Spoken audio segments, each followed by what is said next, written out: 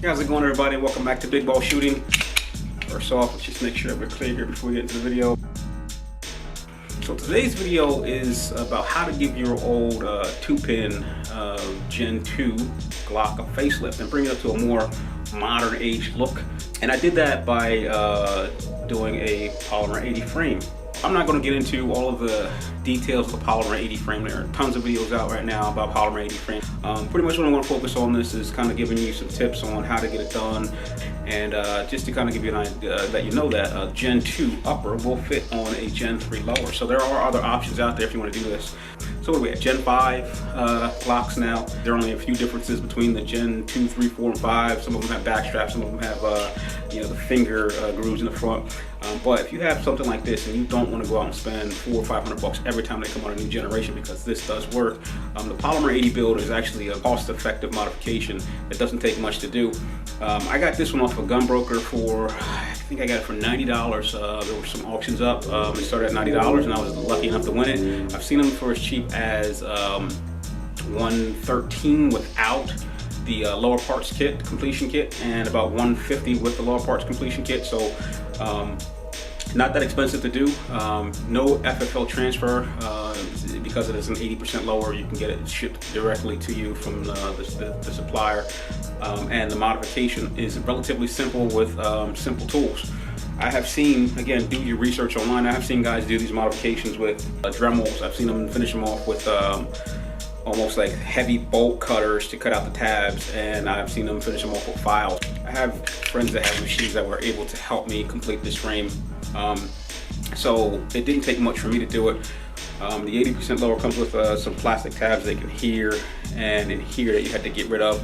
And what I told them to do is, so I didn't have to do a lot of sanding, I told them to take it down until they pretty much peeled the tabs off like an onion skin and got it nice and smooth for me. And all I had to do was take some light, I don't know what I use, 500-600 sanding paper, and clean it up with a little bit of oil. So I didn't have to do much sanding on it. It came out perfect. They actually hit this in the center to remove the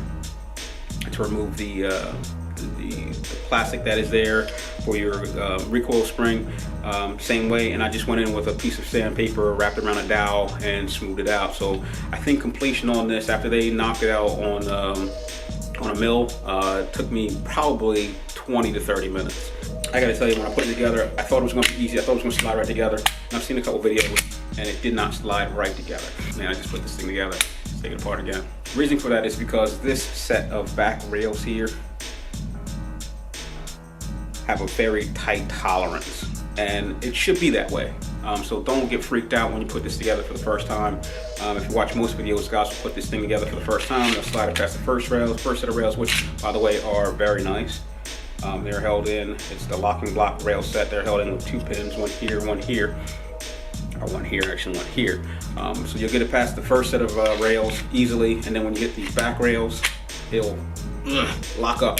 You'll pull it back, it'll be stuck back like that. Don't worry about that. That will eventually wear in. But what I did was, and I kind of mirrored what some other guys did. Some other guys took a Dremel and used a polishing compound and a polishing wheel and polish that down and kind of remove some of the burrs from that stamped piece of metal. I did the opposite. I have a set of hones for sharpening knives that have different coarsenesses, all the way down to, like, I don't even know the smallest or the finest course is like to give you a mirror finish. And I took that about a medium course, I think it was maybe a 250 or something like that. And what I did was I pretty much sanded down. You can do it with sandpaper too. I pretty much sanded down and polished up those rails to get them to the point where this was gradually sticking. You will see once you get this that the edges on the back rails have the actual stamp marks in them. They're kind of rough. Just sand past those and swoop it up or polish it up, and you should get it to the point where it won't stick and it will go back into battery. After that, and what I did was, because mine was still sticking when I did this, if I let it go, that would not snap forward. It would not go back into battery. And I just hand manipulated it. Pretty much racked it to the tune of maybe 500 shots. I just did it over time, hand manipulated it 50 rounds, hand manipulated 50 rounds, did that about 10 times, and then I got to the point it would go back into battery easily. So grip wise, I don't know if you guys have seen this. There's a difference between the Polymer80 grip versus the Gen 2 grip. Polymer80 grip is more of a straight 1911 style, so there's a difference in feel when I grip this.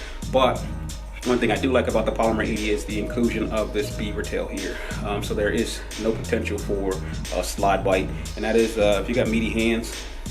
Sometimes when you try to grab up high on that, you'll get the meaty part of your hand up above the back strap on the original Glock, and you have the potential of slide bite. So I do like the addition of the beaver tail on this. It's got a different shaped trigger guard. So unfortunately, because I've done this modification, there's probably not going to be a holster that's readily available for this. I got to look around to see if anyone has a Polymer80 holster, but I don't think that this will be my primary carry gun for now. Anyway, I got some more modifications I want to do to it.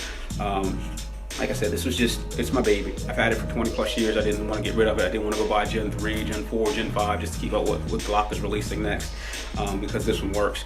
If you've seen, maybe not in previous videos, but I have posted on my Instagram, by the way, which is Big Ball Vlogs.